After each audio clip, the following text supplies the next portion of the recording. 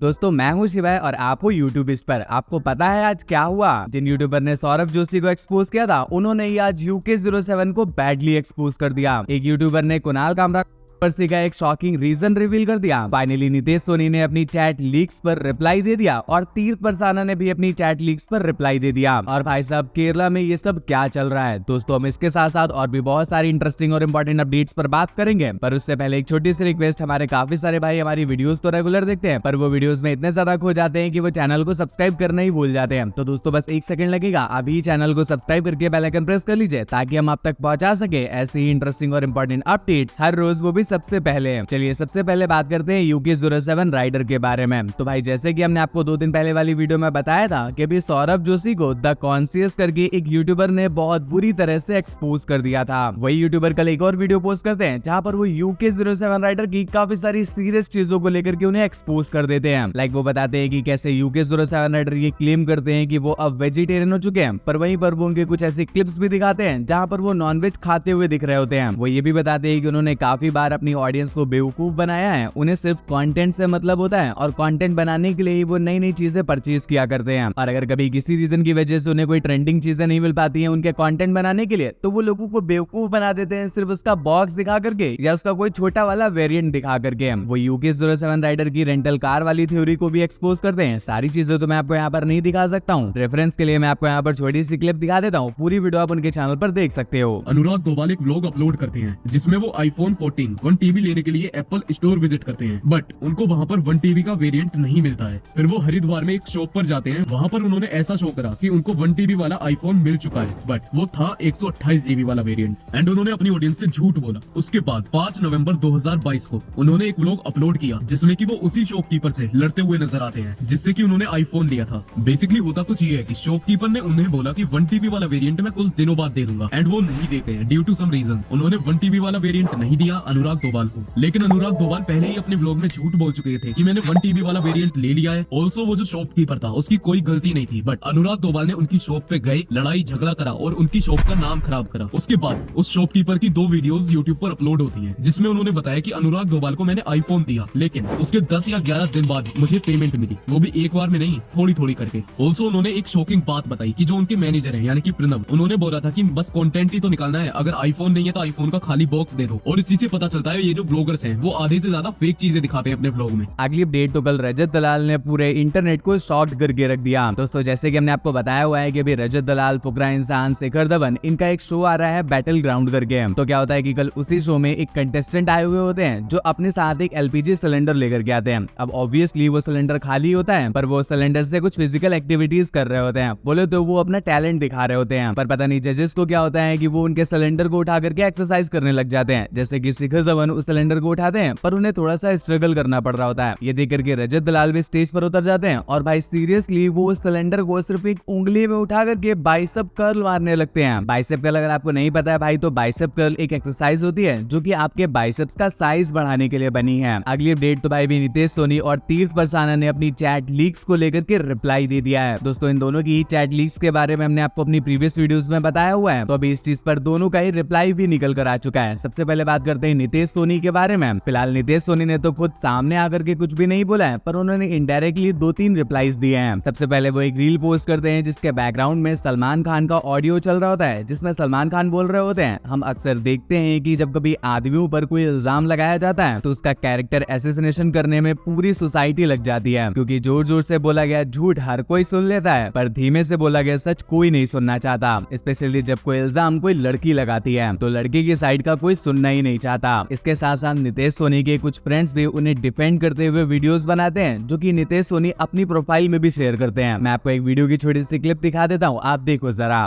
नितेश सोनी भाई को लेकर के आपको पता है उसके भाई के 9 मिलियन परिवार है और यार वो राधा रानी का भगत है जिनका मैं शिष्य हूँ, उनके वो भी शिष्य है देवानंद जी महाराज। तो मैं पिछले 4 साल से उनको जानता हूँ। जैसे फेस पे है ना, जैसे कैमरे पे, वैसे फेस टू फेस है। तो अगर मैं 3-4 साल से किसी बंदे के साथ रह रहा हूँ ना, अगर कोई बंदा गलत है तो उसकी वाइफ मुझे आ जाती है। ऐसे किसी भी लोगों के साथ मैं नहीं रहना पसंद करता, क्योंकि मुझे पता है कि मैं डिमोटिवेट होऊंगा ऐसे लोगों के साथ रह के, मैं भी कहीं ना कहीं गलत हो जाऊंगा। इसलिए मैं सिर्फ अपनी गेम को, अपने परिवार को और अपने स्टूडेंट को आगे रखता हूँ।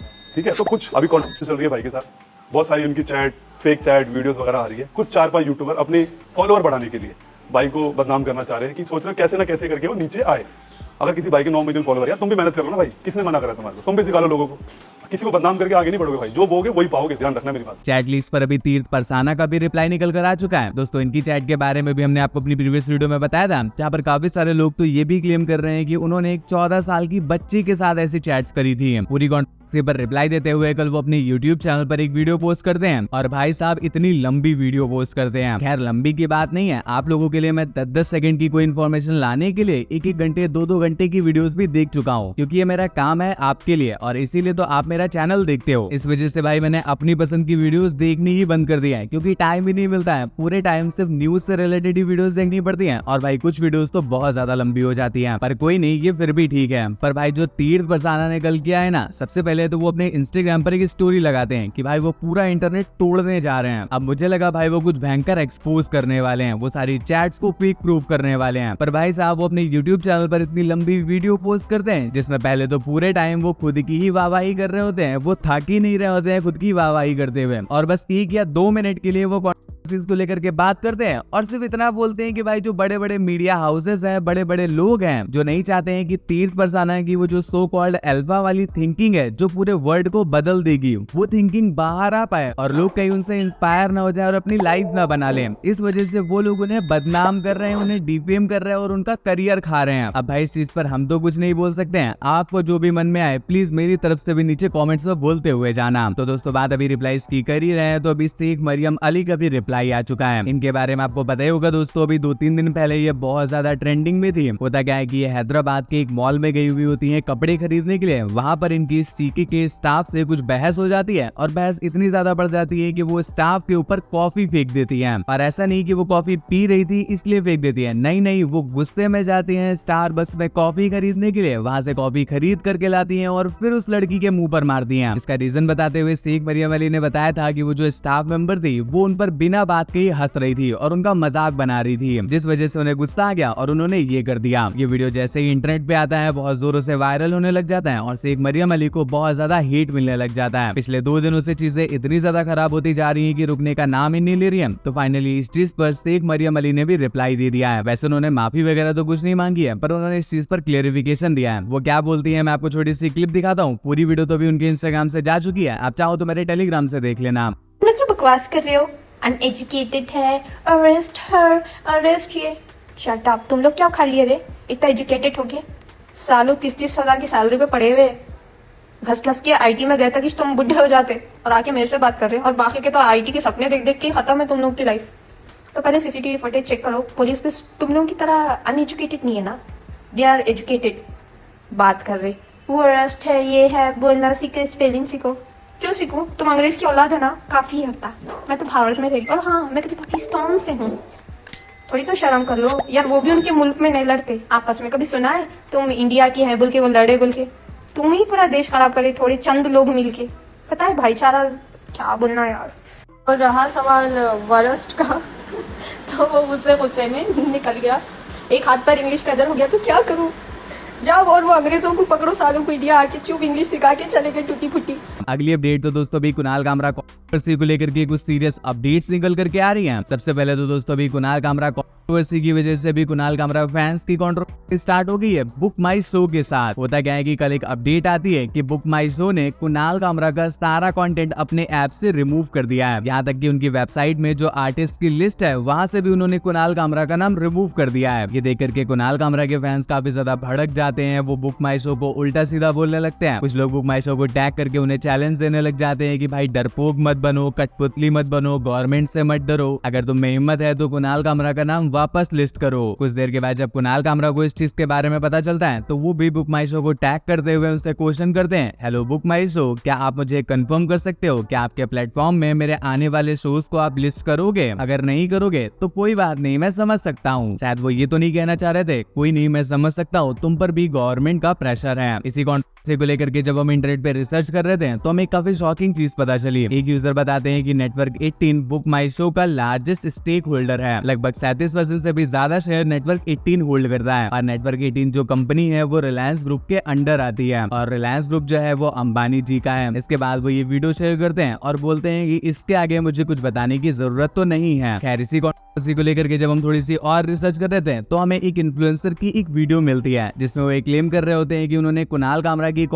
का एग्जैक्ट रीजन फाइंड आउट कर लिया है। ये जो सारी सी करी जा रही है ये इसीलिए करी जा रही है ताकि सभी लोगों का ध्यान इस तरफ डाइवर्ट हो जाए और इसके पीछे से कुछ मिनिस्टर्स पार्लियामेंट में एक सीक्रेट बिल पास करा सके। इस चीज को लेकर के वो क्या कुछ बोलते हैं मैं आपको छोटी सी क्लिप दिखाता हूँ, आप देखो जरा। तो भाई जब आप कुणाल कामरा और औरंगजेब में बिजी थे तो हमारी सरकार ने चुपके से बिना डिस्कशन और फीडबैक के एक नया कानून पास कर दिया है, digital personal data protection act. इस कानून के हिसाब से अगर आपने किसी बड़े आदमी से पूछा कि अपनी डिग्री तो दिखा दो तो इसके लिए आपके ऊपर 250 करोड़ रुपए तक का फाइन लग सकता है। इनफैक्ट अगर कोई इन्वेस्टिगेटिव रिपोर्टर ये एक्सपोज करता है कि किसी सरकारी ऑफिसर ने मोटी संपत्ति जमा कर रखी है तो ये उस ऑफिसर की प्राइवेसी का हनन होगा, जिसके लिए रिपोर्टर को जेल हो सकती है। इनफैक्ट ये तो छोड़ो, कल आपने अगर मेहुल चोकसी या नीरव मोदी या विजय माल्या के खिलाफ कोई एक्सपोज कर दिया तो उसमें भी आप क्रिमिनल माने जा सकते हो। मतलब ये कि 2005 में RTI एक्ट बनाया गया था पब्लिक में ट्रांसपेरेंसी लाने के लिए, पर अब धीरे धीरे उसका पूरी तरीके से गला घोंटा जा रहा है। पर हमें इन सब बातों से क्या करना है भैया? औरंगजेब जो 400 साल पहले मर गया, जरा उस पे हिंदू मुस्लिम करते हैं। तो अब बात करते हैं पाकिस्तानी क्रिकेटर खुशदिल शाह के बारे में। तो दोस्तों आपने आज सुबह से ही इनकी ये वाली फोटो इंटरनेट पे कहीं ना कहीं तो जरूर देखी होगी। होता क्या है कि ये पाकिस्तानी क्रिकेटर एक फैन के ट्रोल से इतना ज्यादा ऑफेंड हो जाते हैं कि भाई ये सिक्योरिटी तोड़ करके फिर उसके बाद बाउंड्री को क्रॉस करके उस फैन को मारने के लिए चले जाते हैं। अब भाई वो मार तो नहीं पाते हैं पर इंटरनेट पे उनकी कुछ ऐसी फोटोज आ जाती हैं जो अभी मीम का मटेरियल बन चुकी हैं। और ये सब कुछ किस लिए? क्योंकि कल पाकिस्तान वर्सेस न्यूजीलैंड का क्रिकेट मैच होता है जिसमें पाकिस्तान 43 रन से वो मैच हार जाती है। इसी वजह से वो जो फैन होते हैं वो खुशदिल को ट्रोल कर रहे होते हैं। दोस्तों वीडियो में आगे बढ़ने से पहले चलिए चेक करते हैं आपका सोशल मीडिया IQ। क्या आप एक यूट्यूबर की एक पुरानी सी चीज को देख करके बता सकते हो कि वो यूट्यूबर का नाम क्या है? मुझे नहीं लगता कि भाई 99% लोग भी इस क्वेश्चन का आंसर दे पाएंगे। ये जो आप अभी स्क्रीन पर मोबाइल फोन देख रहे हो ये एक यूट्यूबर का मोबाइल फोन है जो आपने उनकी बहुत सारी वीडियोस में देखा हुआ है। अगर आप उन 1% लोगों में से हो तो अपना आंसर नीचे कमेंट करके बताना। हमारे कल के चैलेंज के जो विनर है वो सिर्फ एक ही है और वो है HP व्लॉग्स, क्योंकि इनका ही आंसर सही होता है। तो दोस्तों अब बात करते हैं शॉकिंग वीडियो के बारे में। सबसे पहले तो आपको बता दें कि ये वीडियो केरला से निकल करके आ रही है और केरला में हिंदुस्तान पावर लिंक्स कंपनी से निकल करके आ रही है। ये जो भी लोग हैं जिनके साथ ऐसा किया जा रहा है ये इसी कंपनी के एम्प्लॉय हैं या बोले तो सेल्स एम्प्लॉय हैं। और इनके साथ ऐसा किया क्यों जा रहा है? रिपोर्ट्स के अकॉर्डिंग ये जो एम्प्लॉयज है इन्होंने प्रॉपर सेल नहीं दी होती है या बोले तो कंपनी ने जितना टारगेट बोला होता है उतनी सेल इन्होंने ला करके नहीं दी होती है। और सबसे शॉकिंग बात तो ये कि भाई मुझे कहीं पर पढ़ने को मिला कि इन एम्प्लॉयज की जो सैलरी होती है वो 6 से 8 हजार रुपए महीने होती है और इतनी सी सैलरी में जो उन्हें टारगेट दिए होते हैं वो ना कंप्लीट होने की वजह से उनके साथ ऐसा किया जा रहा है। उन्हें डॉग बनाया जा रहा है, उन्हें भौंकने के लिए बोला जा रहा है, उन्हें स्पिट करने के लिए बोला जा रहा है और फिर उसे चाटने के लिए बोला जा रहा है। और एक जगह पर तो भाई हद ही पार कर दी, एक एम्प्लॉय को कपड़े उतारने तक बोल दिया। ये चीज अभी जस्ट कुछ मिनट पहले ही निकल करके आई है, अभी तक तो शायद FIR भी नहीं लिखी गई होगी। तो देखते हैं इस चीज को लेकर के क्या एक्शन लिया जाएगा, मैं आपको नेक्स्ट वीडियो में क्लियर कर दूंगा। तो दोस्तों अब बात कर लेते हैं कुछ वन लाइनर अपडेट्स के बारे में। तो दोस्तों आपको गुजरात के वडोदरा वाला वो केस तो याद ही होगा। केस को लेकर के एक ह्यूज अपडेट आ रही है। फाइनली भी ये प्रूव हो चुका है कि वो जो स्टूडेंट होते हैं वो फूंक करके गाड़ी चला रहे होते हैं। दिल्ली में एक लेडी की लाइफ चली गई जब वो एक अम्यूजमेंट पार्क में रोलर कोस्टर वाला झूला झूल रही होती है और झूले का स्टैंड टूट जाता है। यूपी से ये वीडियो निकल करके आ रही है जहाँ पर दो लोग बाइक में बैठ करके एक पेट्रोल पंप में पेट्रोल भरवाने आए हुए होते हैं, पर उनका मेन मोटो पेट्रोल भरवाना नहीं बल्कि जो पेट्रोल पंप का कैशियर होता है उसके पैसे छीन कर भागना होता है। पर ये चीज उन्हें ही भारी पड़ जाती है जब वो कैशियर उन्हें पकड़ लेता है और इसके बाद बाकी के स्टाफ उन्हें कूट देते हैं। बेंगलुरु में भाई ये इंसान ट्रैफिक से इतने ज्यादा परेशान हो गए कि इन्होंने एक बेड वाली कार ही बना दी। जब भी ट्रैफिक में फंसते हैं तो वहीं पर झपकी मार लेते हैं। दोस्तों आपने अक्सर ही सुना होगा कि बच्चों के लिए सोशल मीडिया बैन कर देना चाहिए क्योंकि उनके लिए ये जगह बहुत ज्यादा टॉक्सिक है। तो अभी इसी चीज को लेकर के ऑनरेबल सुप्रीम कोर्ट में एक पिटीशन आती है, पर सुप्रीम कोर्ट के जज इसे सुनने से ही मना कर देते हैं। इसका रीजन भी वो बताते हैं। वो बोलते हैं कि भाई 13 साल से कम बच्चों के लिए अगर सोशल मीडिया को बैन करना है तो ये हमारा काम नहीं है, ये गवर्नमेंट का काम है। उन्हें इस चीज से रिलेटेड एक बिल पास करवाना चाहिए और इस चीज को इम्प्लीमेंट करना चाहिए। एक पाकिस्तानी प्रेग्नेंट वुमेन अपने हस्बैंड के साथ इंडिया आ रही होती है, पर जैसे ही वो इंडिया पहुंचती है तभी वो अपनी बच्ची को जन्म दे देती है। मतलब वो रास्ते में ही अपनी बच्ची को जन्म दे देती है, इसलिए उन्होंने अपनी बच्ची का नाम भारती रखा है। तो दोस्तों बस फिलहाल की वीडियो में बस इतना ही। ऐसी और भी ज्यादा इंटरेस्टिंग और इंपॉर्टेंट अपडेट्स के लिए ध्यान से चैनल को सब्सक्राइब करके बेल आइकन प्रेस कर लीजिएगा। रिलेटेड वीडियोस के लिए आप हमारे टेलीग्राम चैनल को भी ज्वाइन कर सकते हो। मुझसे बात वगैरह करना चाहते हो या कोई न्यूज सबमिट करना चाहते हो तो आप मेरे इंस्टाग्राम पर भी आ सकते हो। मेरा इंस्टा यूजर नेम है आपका शिवा है जो कि आपको स्क्रीन पर दिख रहा है, लिंक नीचे डिस्क्रिप्शन में दिया हुआ है।